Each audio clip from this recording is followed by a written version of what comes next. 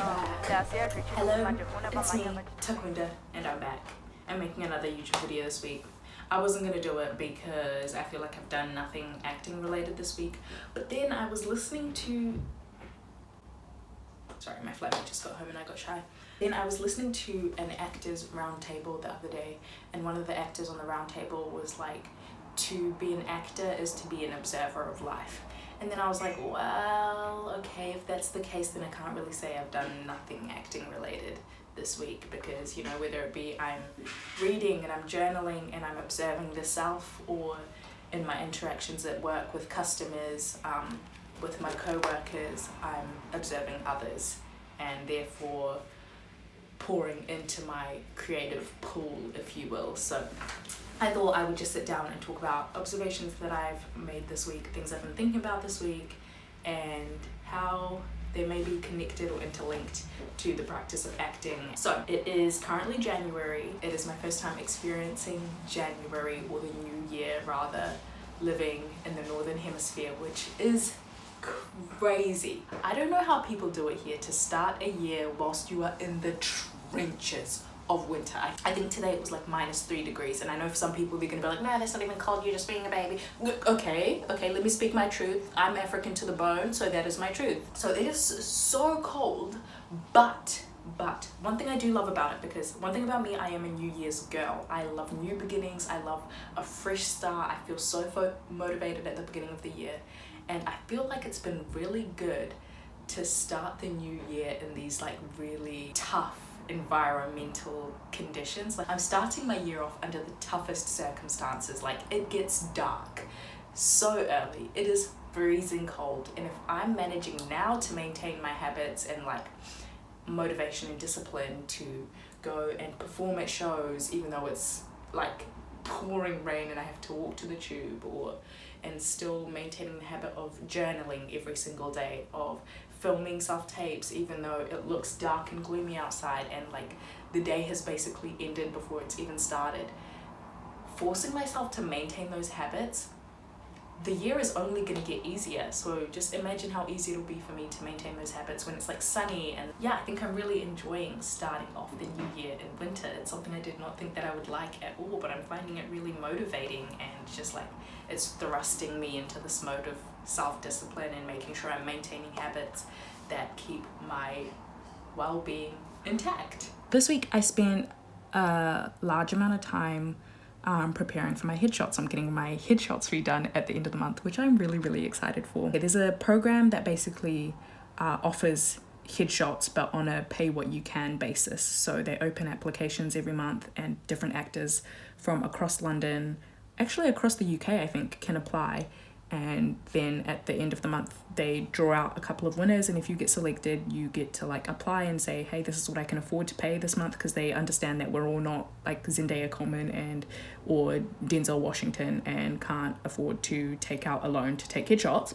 I got that for this month, which means I'm getting my headshots redone at the end of the month, which is really exciting, and I'm really looking forward to it because my headshots are so old. But one thing that I've been thinking about and like in preparation to get them done is like, of course, I've been looking for like different t-shirts and stuff, looking for different colored shirts and textures so that I look like I can present the most like widest range of characters for casting directors to look at me and think, yeah, she could play this. But one thing I've really been getting in my head about is what I am going to do with my hair, which I feel like a lot of black actors must struggle with, right? Like, my hair is constantly changing form and what it looks like. Sometimes I want to have braids, sometimes I want to have my hair out. I mean, at the moment it's just easier for me with my current lifestyle to have my hair like all braided up, and usually I just style it into like either these pigtails, and I'm nervous about how exactly I want to have my hair for these headshots, because again, like I said, I want to be able to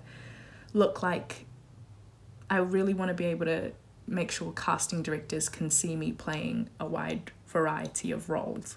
And I'm finding myself slipping back into feeling like almost angry at my hair, that it's not like easily like manipulatable, and can sometimes force like people only being able to see me in one way, especially, you know, when I'm styled my hair in little pigtails like this and I look literally 12 years old. But I literally love this hairstyle, so no one can actually hate because I feel good wearing it, but whatever. So I'm trying to decide whether I want to have my hair braided, which is what I feel like will be palatable for a lot of casting directors, and I hate that that's a thought that's even crossing my mind because I don't want to pander to that, or if I want to have my hair maybe out and have it like in a full fro. That's what I think I'm leaning towards and what I think I'm ultimately going to go with, because that's like the most natural form, my hair just being out, and I think that's going to invite me getting cast in roles that welcomes me in my fullest self and most authentic form, and those are the jobs that I want to book, right? So I should put myself forth with that energy. Excited to get my headshots done, and I will show you guys when I get them done what they're gonna look like. I'm really, really, really, really excited. One thing I've been trying to implement is after I finish work, I will try to come home and start like memorizing just like a short little monologue and filming myself doing that monologue. And I came across one that I did like middle of last year, and I think I'm gonna make that like my reference point video, and then I'm excited to like put side by side to it at the end of this year, another self-tape, and just see how much I've improved. If I'm feeling bold and brave enough, I'm gonna insert a clip of this like before self-tape. And all I wanted tonight was a thank you, Malcolm. That's it. Thank you, Marie. Thank you for loving me, for making me a better person. Thank you for watching 100 cuts and reading 1,000 edits. Thank you for your notes and your experience and your authenticity that you bring to this film. Thank you, Marie. And then I'll put my like after at the end of this year, just to see how much I've like improved, especially like in my accent work. That's one thing about living here. I've become so conscious of my accent, especially when I say the words bread, yes, and sweater. Apparently I say those really strangely, just like taking so much note of how my mouth moves, what shapes it forms when I pronounce certain words, especially as I'm trying to catch and become more familiar with being able to communicate in British RP or like a standardized American accent, and play with these different accents so that I can start to be cast in like a wider range of roles. Because at the moment I don't know if I really have many accents going for me. All I can really do is like your standard Shona accent, like Kiwi accent, and sometimes if I'm concentrating really hard, maybe I could pass with an Australian accent, not because I'm good, but just because people can't seem to tell the difference here between Australia and New Zealand. So I want to start looking into maybe joining a few acting classes if I can find some that are affordable. So if anyone knows of any, please let a girl know. My friend messaged me at the beginning of this year and she was like, hey, what are your ins and outs for 2024? And I said, okay, girls, stay with me. Can a girl confess? Can a girl confess? Okay, one of my outs for 2024 is man-hating.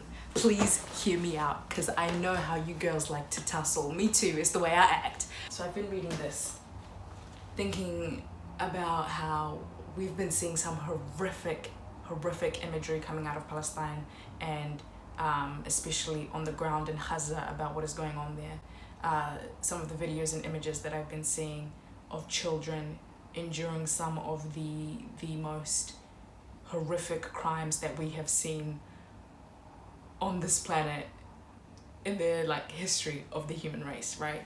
And particularly I'm thinking about some of the young boys that I've seen in this imagery. And when we think of, I've been reading again, and I've been in my bell hooks, in my word, in my bell hooks. Bell hooks, hold on, there's something that I want to read to you that she has said before that absolutely dragged me when she said this. I said, oh my God, Belle, what is all of this? It reads, patriarchy breeds maternal sadism in women who embrace its logic. A great many women stand by and bear witness to their sons' brutalization at the hands of fathers, boyfriends, brothers, and so on, because they feel that by doing so, they show their allegiance to patriarchy. No wonder then male rage is most often directed to women in intimate relationships. Such relationships clearly trigger for many males the anger and rage they felt in childhood when their mothers did not protect them or ruthlessly severed emotional bonds in the name of patriarchy. She also says women have gained the right to patriarchal men in drag. That is to say that we have become enforcers of patriarchy, of its rules, of its dominion, of its control, of its surveillance. But we, whether it be to like make ourselves feel better, to free and make ourselves obsolete of any blame, because we are women, there's no way that we could be aiding in the patriarchal project, right? There's something else that she reads. I can't find it, but essentially she talks about how women, we can find it extremely hard to hear about the pains and grievances in love that men have, because patriarchy feeds us the idea that we are the primary and the best people at loving and caring, at being compassionate, etc. So when we hear men say that, oh, I have a wound around this regarding love, that is to say it is an indictment of women.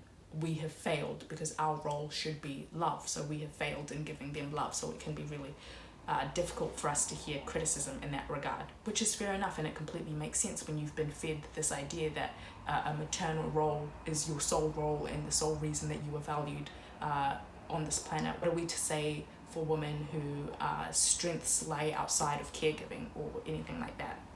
But again, to tie it back to this book, one thing that I've been thinking about as we see some of these young boys in the Gaza Strip just being brutalized, I think about how I pray that these young boys will grow up to become men, right?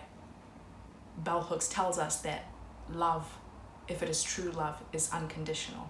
So how are we to look at these small children, young boys, and say, I love you as a child, I have empathy and care for you as a child, but as soon as you grow up to become a man, I wash my hands of you. America, the West, the violence that they've enacted upon people in the Middle East, upon Arab people, upon Arab men specifically, in dehumanizing them and making them nothing but aggressors, enforcers of domination, I think that's extremely, extremely frightening. And how particularly white feminism in its like indulgence in being like, oh, women should be superior over men, men belong in cages.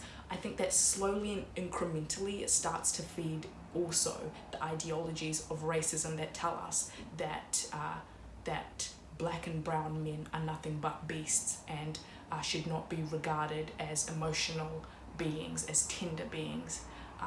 So I've become fearful of myself and how my own ideologies are becoming co-opted by this sort of neoliberal movement that seeks to co-opt and dismantle and make people within leftist movements forget what the objective is. And yeah, I hope that is making sense, but that's why I'm saying that for 2024, well and truly, men hating is out. And even as I say it out loud, listen girl, it grinds my spirit too. It still feels a little bit uncomfortable, but the more that I think about what it means to free Palestine, what it means to free Africa, what it means to free so many marginalized nations, oppressed peoples around the world, people of my own who are my flesh and blood, people who are not my own, but I can see that injustice is being done unto them. That is where I must draw the line and say, okay, I've had enough. Let's refocus, let's reorganize so that we can achieve the primary objective at hand, right? That is the liberation of all peoples across the world. Yeah, so very rude. Sorry that this is a bit messy and rambly, but I don't know. I hope it's watchable nonetheless. That is all I have for now. I will talk to you later. Mwah.